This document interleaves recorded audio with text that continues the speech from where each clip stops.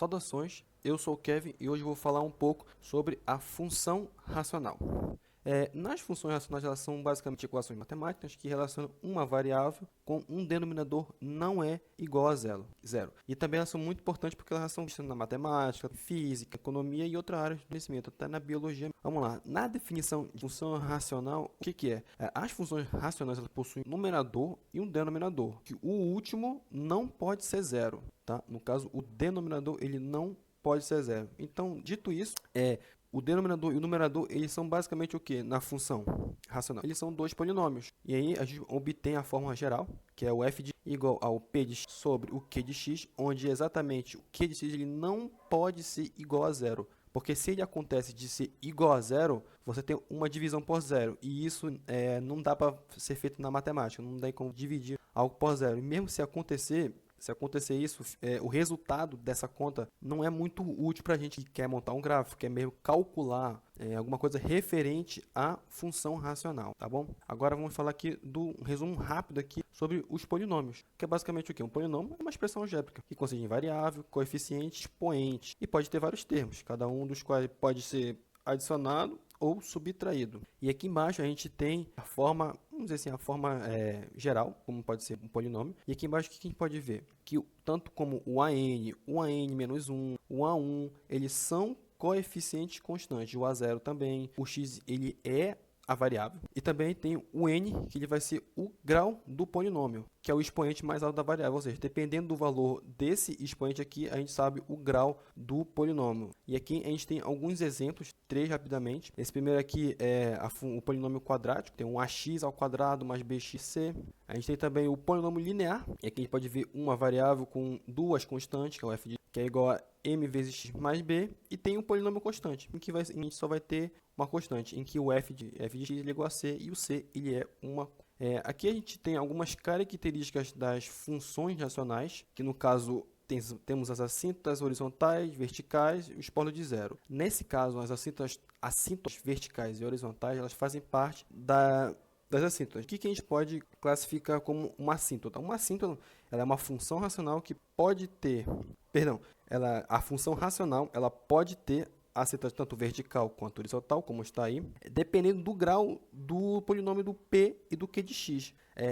Essas assíntotas elas são linhas que a função ela se aproxima à medida que x se aproxima de valores específicos. E dentro dessas assíntotas, a gente pode ver aqui, nas assíntotas verticais, as funções racionais elas possuem assíntotas verticais que indicam um valor que a função ela não pode assumir. Então, por exemplo, se houver polos na função onde os valores de x para os quais o q de x é igual a zero, essa função ela vai ter a assíntota vertical.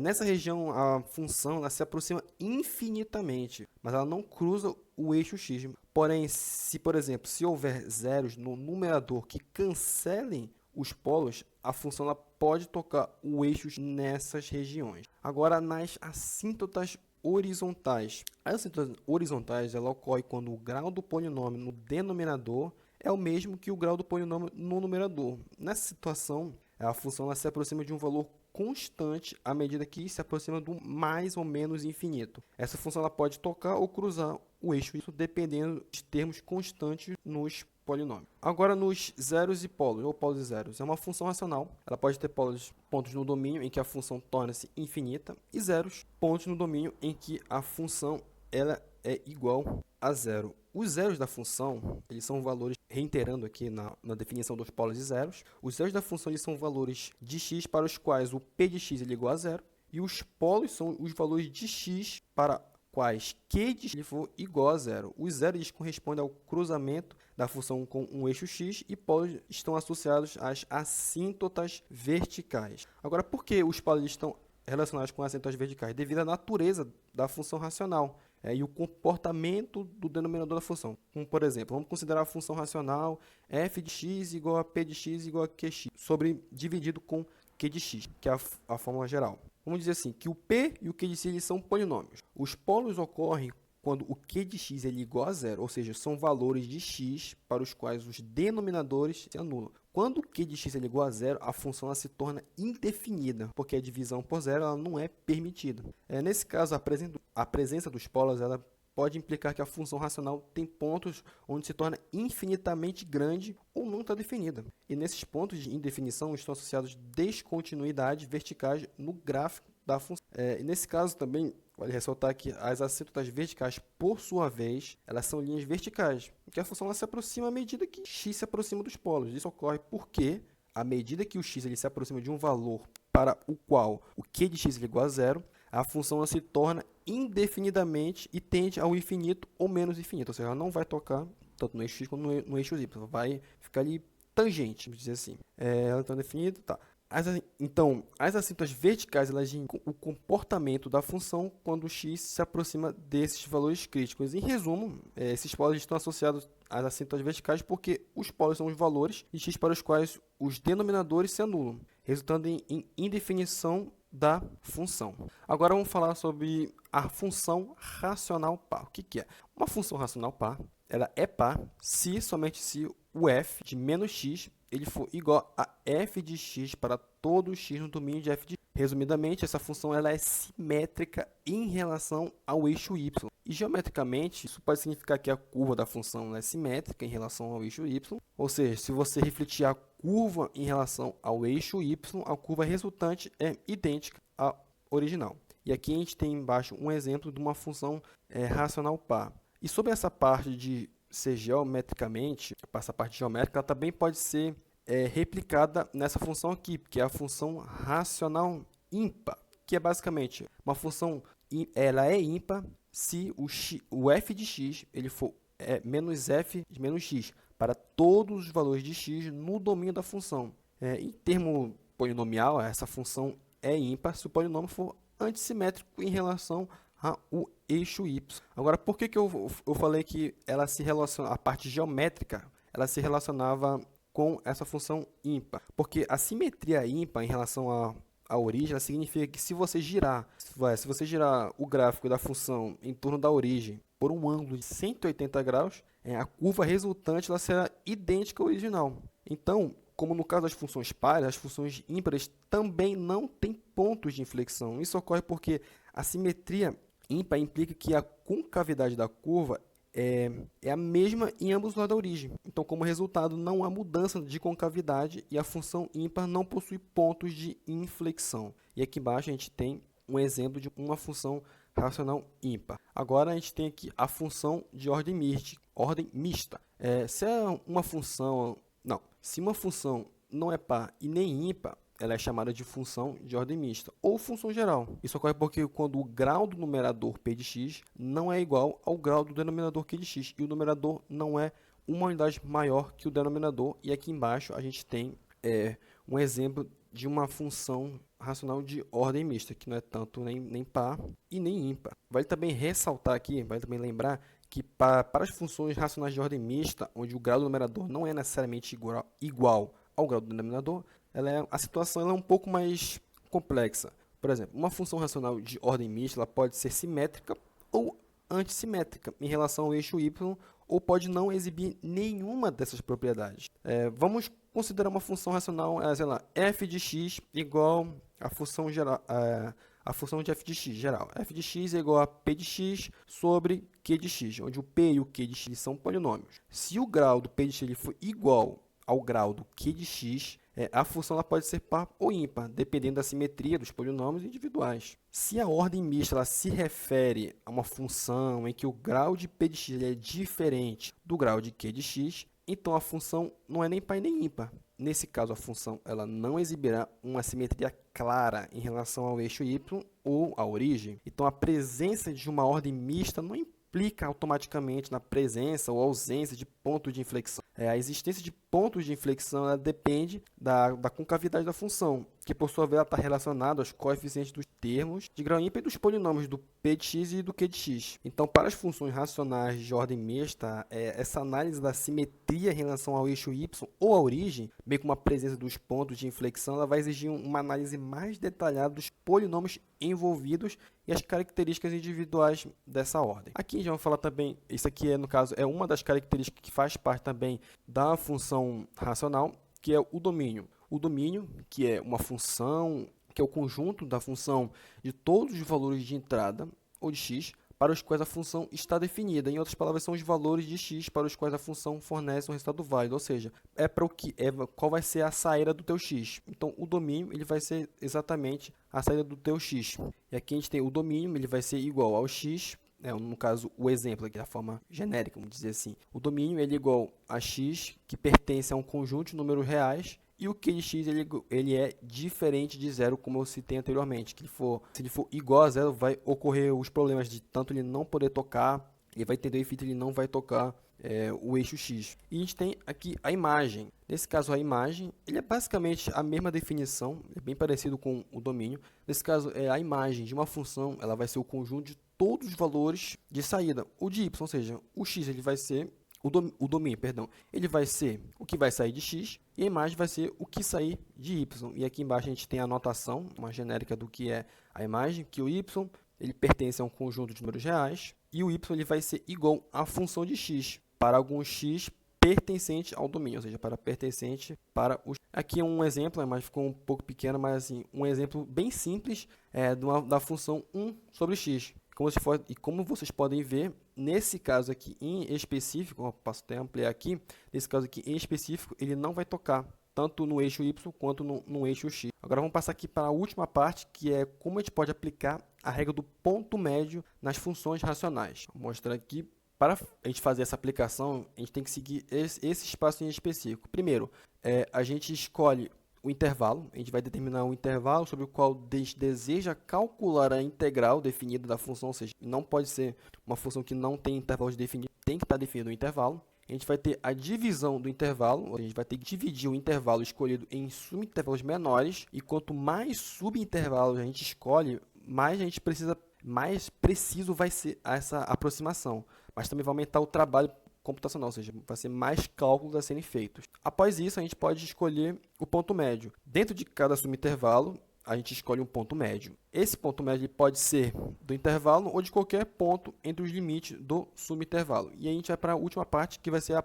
aproximação. A gente vai avaliar a função racional nos pontos médios escolhidos em cada subintervalo. A gente vai multiplicar cada valor da função pelo comprimento do subintervalo e a gente vai somar todos esses produtos para obter a aproximação da integral definida. Oi, o meu nome é Victor dos Santos e aqui eu trago um exemplo sobre funções racionais, como se resolve. G de x igual a x por raiz quadrada de 1 menos x ao quadrado. A primeira coisa a se fazer é garantir que o denominador não dê zero. Nesse caso, os números 1 e menos 1 transformam o denominador em zero. Números maiores do que 1 e números menores do que menos 1 deixam a raiz negativa, tornando a raiz impossível de calcular, uma vez que não existe raiz quadrada negativa.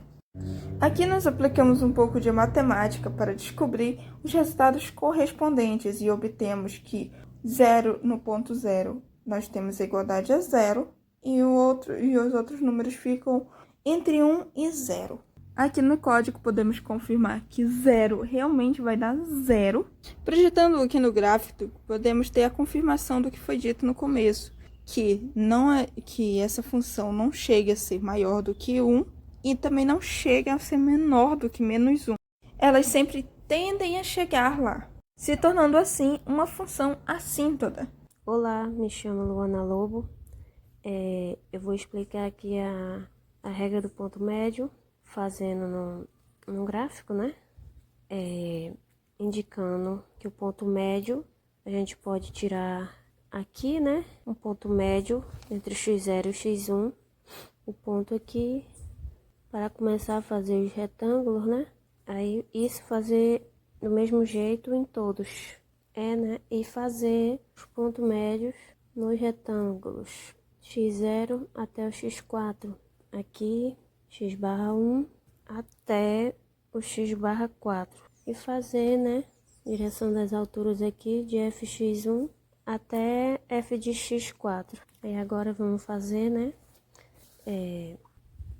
medida final, né, que é o b menos o a, que é inicial, dividido por 4, que são as 4 medidas, né, os 4 retângulos. Aí igualar ao ΔX. Vou fazer a integral de a até b f de x dx igual ao aproximado ao delta dx das alturas, né? De f de x barra 1 mais delta dx de f x barra 2 mais f de x barra 3 mais f de x barra 4. E fica igual ao delta dx ao somatório dos f de x barra 1. São os pontos médios.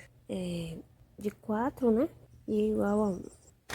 Então, a fórmula vai ficar integral de a até b de f de x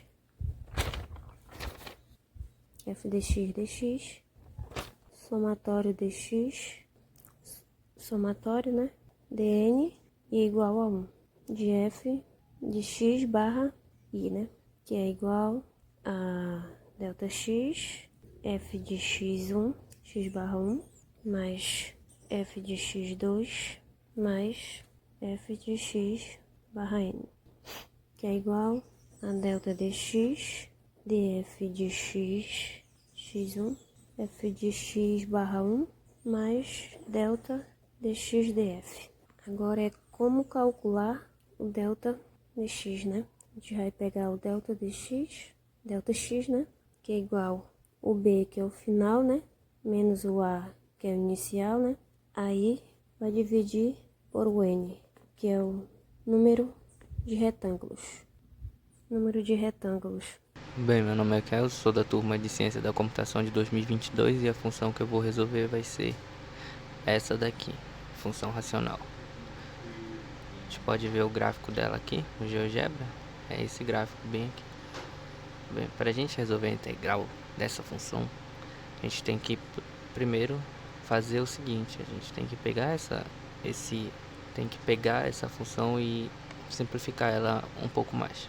Então, por exemplo, a gente vai ter que mudar algumas coisas. Por exemplo, a gente vai ter que adicionar esse a aqui. O que esse a vai dizer pra gente? Esse a é igual a 2, porque a gente vai poder deixar a função de uma outra forma. A gente vai poder reescrever ela assim, que f de x é igual a 10 sobre a ao quadrado mais x ao quadrado. Porque 2 ao quadrado é igual a 4. Agora a gente pode começar a resolver a nossa integral. Então, é só escrever ela aqui. Vou escrever ela bem aqui. Deixar ela aqui. Vai ficar dessa forma. Daí a gente pega esse 10, como ele é uma constante, aí a gente coloca ele aqui fora. Aí agora a gente faz o seguinte: a gente pode pegar esse a2, esse a ao quadrado, e reescrever da seguinte forma: a ao quadrado vezes 1 mais x elevado ao quadrado sobre a elevado ao quadrado. Por quê? Porque aí, se a gente fizer a distributiva de novo, aí a gente volta para cá, para essa parte.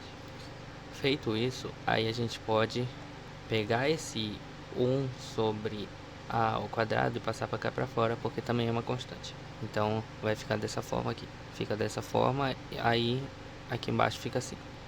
Note que aqui embaixo tem o x ao quadrado sobre a ao quadrado. Aí a gente pode escrever isso de uma outra forma também, que é essa daqui. Aí fica dessa forma aqui. Agora a gente pode fazer o seguinte: a gente pode começar a fazer o método da substituição.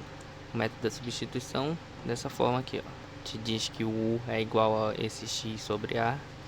Daí a gente faz o du, que vai ficar dessa forma aqui: a du igual a dx. Agora é só substituir na integral. Então vai ficar dessa forma aqui: 1 mais u ao quadrado a du. Esse a aqui, ele é uma constante, então a gente pega ele e coloca também fora da integral. E vai ficar dessa forma aqui. Aí fica 10a sobre a ao quadrado. Isso a gente pode simplificar cortando os a's. Então vai ficar dessa outra forma aqui. O a vai sumir e vai ficar só um a aqui embaixo. Ficar ainda do mesmo jeito aqui na integral. Agora é só resolver. Bem, essa integral aqui tem na internet e ela é resolvida da seguinte forma: ela é igual a arco tangente de u. Aí eu só não vou fazer Eu só não vou resolver ela aqui porque ia demorar muito mais para resolver. E só tem vídeo em inglês, pelo que eu vi, de gente resolvendo essa integral aqui. Daí é só desfazer as substituições. Aí fica dessa forma aqui. 10 sobre A, arco tangente, aí a gente tira a substituição do U, fica x sobre A. Aí depois a gente tira a outra substituição que a gente fez, que foi o do A.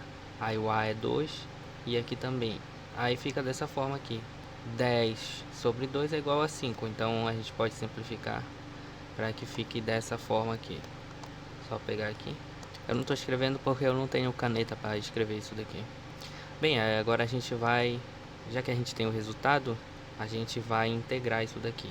Só arredar isso daqui, colocar bem aqui embaixo, isso, que o resultado deu aqui. Aí a gente vai integrar de 0 até 2, fazer a integral de 0 até 2, assim, ó, dessa forma. Então vai ficar 5 arco tangente x sobre 2. Se a gente colocar o 0 aqui, vai ficar 0 sobre 2, aí vai dar 0. Então o que vai importar pra gente é só a gente colocar o 2 aqui. 2 sobre 2 vai dar 1. Então vai ficar 5 vezes arco tangente de 1. Indo lá na calculadora, a gente pode ver aqui, esse daqui é o arco tangente. Então coloca o arco tangente aqui, coloca o 1. Vou dar um igual aqui, só para ele dar o resultado, esse resultado aqui. Aí eu vou ter que multiplicar por 5, como tá lá. Aí dá esse resultado bem aqui. Aí agora, indo testar lá no código, a gente vai comparar os resultados para ver se sai igual. Aqui já está pronto. Primeiro eu vou testar com 5 iterações. Botando para rodar aqui. Deu 3,93, 11,57. E o resultado aqui é 3,92. Viu que já tá próximo o resultado. Então, se eu aumentar aqui para 1000, 3,92, 69, 91. Indo aqui 3,92, 69, 90. Já tá bem próximo. Mas eu acredito que ele nunca vai chegar igual como tá lá. Vou adicionar mais um pouco aqui. E vou botar para ele mostrar 15 casas decimais. 92699081. 92699081. Bora ver se tem um 699 aqui. 81. Não, viu? Ele não se aproximou. Ele não ficou igual lá, mas ficou bem próximo. Então é isso.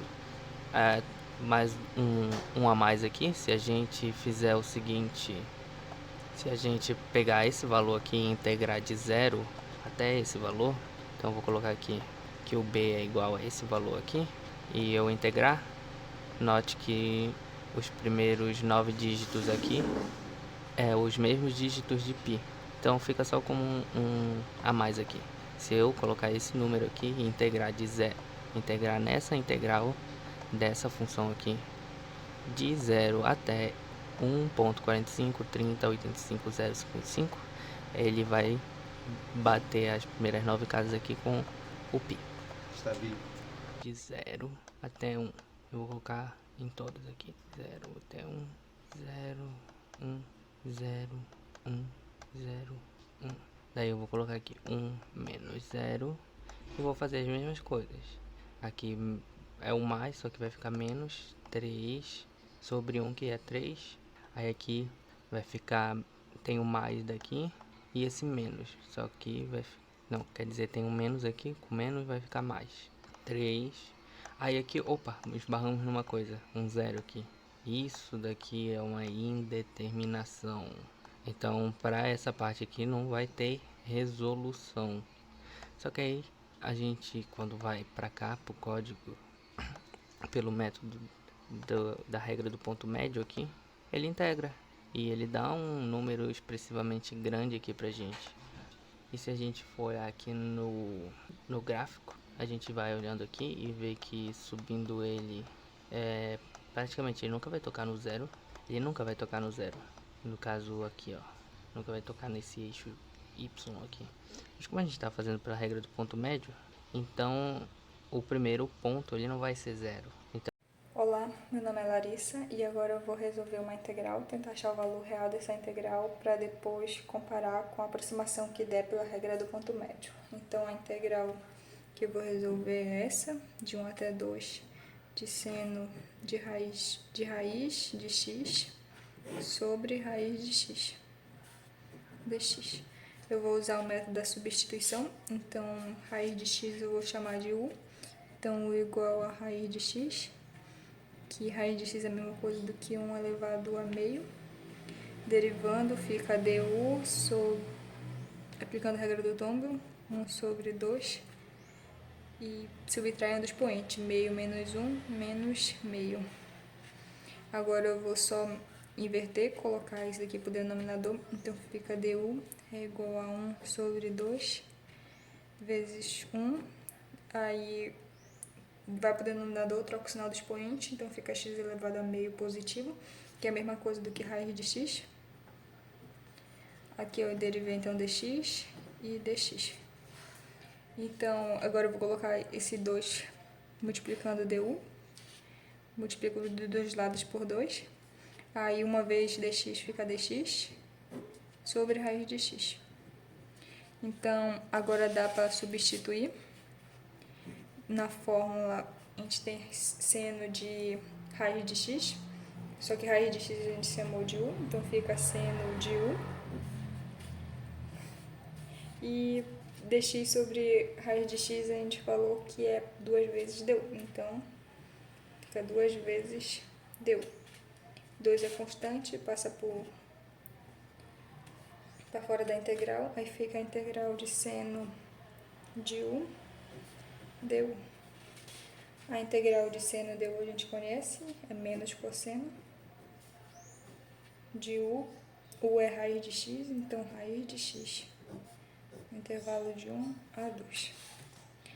Aí, se a gente for aplicar, fica 2 menos cosseno de raiz de 2, menos, com menos cosseno, mais cosseno de raiz de 1, que é 1.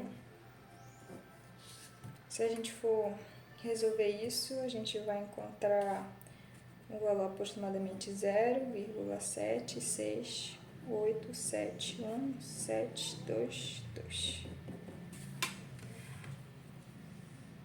Agora eu vou calcular o valor aproximado usando a regra do ponto médio. E para isso eu vou usar esse código aqui. Essa daqui são nossas funções. E se eu colocar o código para compilar, a primeira função vai ser 1 sobre x, que vai do intervalo 1 até o 2, e vai variar o número de n. Por exemplo, de 5, 10, 100, 1000 e 10.000. Por exemplo, quando n for igual a 5, o programa vai calcular a área aproximada com 5 retângulos. Quando n for igual a 10, ele vai calcular a área aproximada com 10 retângulos e assim por diante. Se a gente olhar aqui, nessa função aqui, o resultado real dessa integral é esse resultado aqui. E a gente pode comparar com o resultado que deu no programa, variando conforme o número de n vai aumentando. Então, por exemplo, logo quando o n é 5, ele já faz uma aproximação, e quando o n vai aumentando, ele vai melhorando cada vez mais essa aproximação. Quando o n chega igual a 10.000, ele fica igual ao valor real dessa integral com 8 casas decimais. Agora, essa segunda função aqui, foi a que eu calculei, de seno de raiz quadrada de x sobre raiz quadrada de x.